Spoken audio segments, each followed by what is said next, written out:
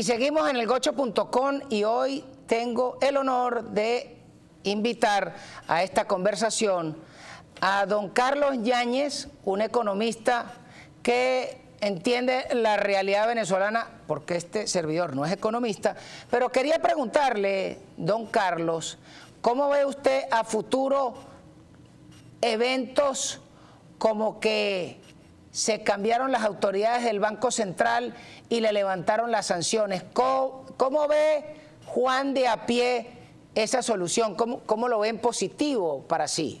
Le copio. Bien, inicialmente agradecer la invitación y explicar que lo que ocurrió la semana pasada fue la flexibilización, no el levantamiento de sanciones completas al Banco Central ni al sistema bancario. Sin embargo, esto es un paso muy positivo para este proceso de cambio político que vive Venezuela. ¿En qué aspecto? Bueno, la oferta de divisas va a incrementar y eso va a tener un efecto sobre el tipo de cambio que a la postre tenderá a descender y con él evidentemente los efectos nocivos que produce sobre la inflación. Es decir, uno de los efectos que alimenta la inflación en Venezuela podría ser controlado. Yo quiero explicar que la inflación en Venezuela obedece no solamente al efecto cambiario, que es el objetivo operativo del Banco Central a través de la emisión terciaria por efectos de devaluación, sino que la inflación venezolana obedece a fallas de origen, y la principal falla de origen es el manejo de un déficit fiscal que incumple la normativa del Banco Central de Venezuela en lo atinente a su autonomía y a su independencia. Estamos hablando de que la última cifra de publicación por parte del Banco Central de la base monetaria, en donde está incardinada la cuenta de financiamiento a empresas no financieras, dentro de ellos Petróleos de Venezuela, asciende a 3.900 millones de dólares. Eso representa 238% la capacidad monopólica del Banco Central de Venezuela de producir dinero y casi el 33% de las reservas internacionales. Reservas internacionales que la presidenta interina de la República solicitó al Fondo Monetario Internacional basado en y quiero de nuevo explicarlo,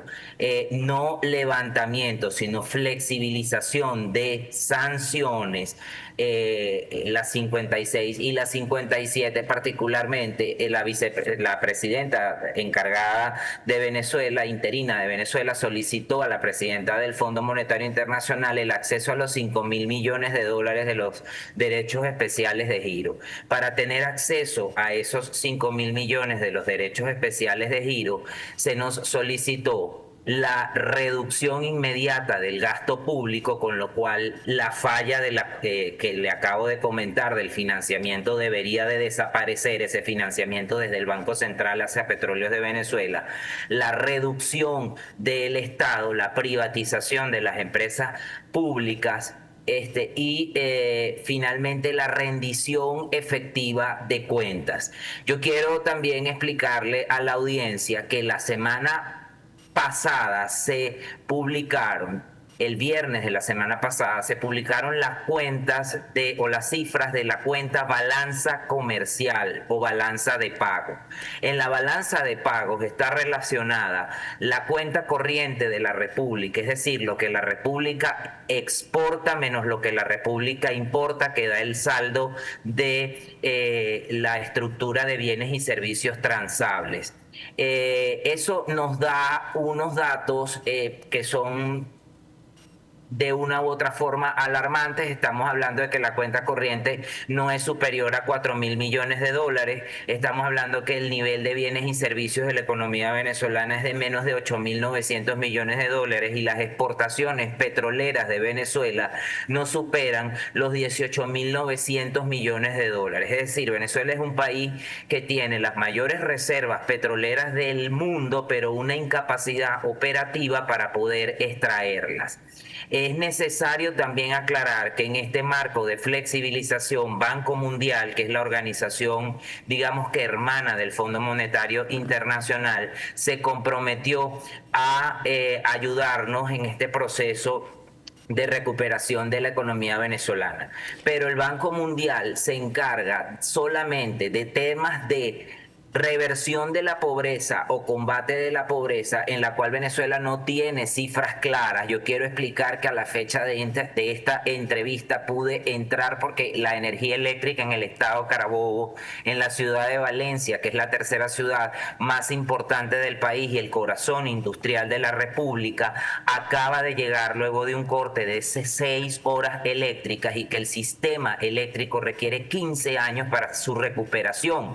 Banco Mundial se encarga entonces de resolver los temas de pobreza, pero es que en Venezuela somos absolutamente pobres todos, ganamos menos de $1 mensual, 0,23 centavos de dólar mensual. Cualquier aumento, y ya queda una semana para el anuncio del aumento salarial, es sencillamente una medida nominativa, a menos de que se realice un aumento de sueldos acompañado de políticas estructurales de control del gasto público, de evitar el financiamiento del déficit fiscal y de un manejo monetario prudente que le devuelva al Banco Central su autonomía y su independencia. Usted nos indicaba al inicio de esta entrevista la posibilidad de la incorporación en el directorio del Banco Central de figuras de la oposición venezolana. Eso convendría de manera positiva a la reinstitucionalización del Banco Central de Venezuela. Yo quiero explicar que en el artículo 318 de la Constitución de la República de Venezuela, en el artículo 319 y en el 320,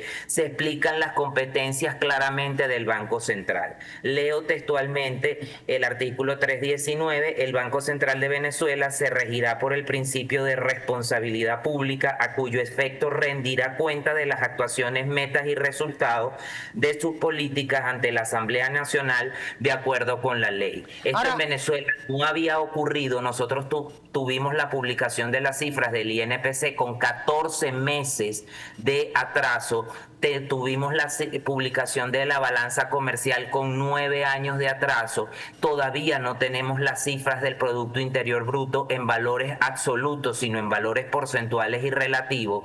No conocemos el presupuesto público, no conocemos el nivel de endeudamiento de la República, y en esos niveles de opacidad es muy difícil hablar de una cuantía de aumento de un salario que no existe en Venezuela. Don Carlos, fíjese una pregunta. Le escucho. Luego de que usted nos diera este diagnóstico, y se lo agradezco,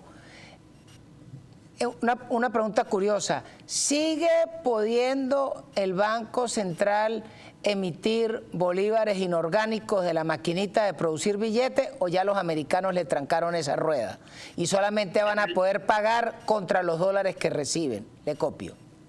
El problema es que el Banco Central de Venezuela jamás ha impreso bolívares físicos. El Banco Central de Venezuela desde el año 2013 ha impreso bolívares digitales, aunque la publicación o la nominación de la moneda del bolívar digital se dio en 2021, cuando se le eliminaron 6 ceros a la moneda. Hay que poner en contexto a tu audiencia que el bolívar venezolano ha perdido 14 ceros, 3 ceros en 2017, 5 ceros en 2018 y 6 ceros en 2021, con lo cual evidentemente el Banco Central de Venezuela no tiene capacidad de producir dinero sin respaldo, no inorgánico. Eso es un error de forma, de decirlo de esa manera. El economista es usted. Se habla de dinero sin respaldo, y evidentemente todo este movimiento que se está dando en el Banco Central de Venezuela y en su directiva obedece a la necesidad imperiosa de establecer una institucionalidad clara del órgano monetario a los fines y medios de que pueda emitir billetes y monedas, o pueda aumentar la liquidez monetaria, bien sea en términos virtuales, pero con el respaldo de los dólares que ingresan a la República por materia del negocio petrolero. Porque quiero de nuevo explicar que el hecho del financiamiento desde el Banco Central de Venezuela hacia Petróleos de Venezuela es una antinomia en materia económica y fomenta la falla de base que produce la inflación. Venezuela actualmente en el mes de marzo cierra su primer trimestre del 2026 con una inflación de 628 puntos anuales, 72 puntos acumulados y 13% intermensual, con lo cual las fallas de base siguen existiendo, estimado. Y mientras estas fallas de base por financiamiento del déficit público sigan existiendo y no se establezca lo que claramente se enseña en cualquier curso de política monetaria y en cualquier curso de política fiscal. Yo soy profesor universitario de la Universidad de Carabobo y profesor de teoría y política monetaria y de teoría y política fiscal, y hay un libro de Hathaway que se llama El arte de los bancos centrales y sencillamente explica que las vías de financiamiento del gobierno provienen del comercio exterior y de la política tributaria, de los rendimientos que provienen o que se derivan de la aplicación de los impuestos progresivos, en este caso el impuesto sobre la renta, que nos pidió también Fondo Monetario Internacional para poder tener acceso a esos 5.000 millones de dólares de los derechos especiales de giro que están en las reservas internacionales, pero no tenemos disponibilidad, transparencia y la auditabilidad tanto del Banco Central de Venezuela como del Servicio Nacional de Administración Aduanera y Tributaria. Eso significa que el Mocho, bueno, no voy a opinar porque estamos hablando solamente de materia económica y no quiero problemas.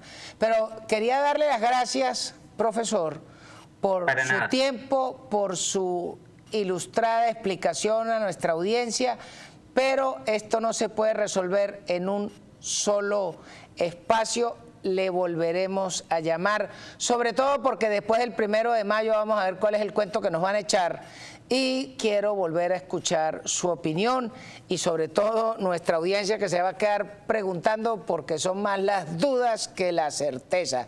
Muchísimas gracias por su tiempo y esto ha sido todo por esta semana y volveremos el lunes con elgocho.com. Este programa fue presentado por Nuevo Sol Estudios.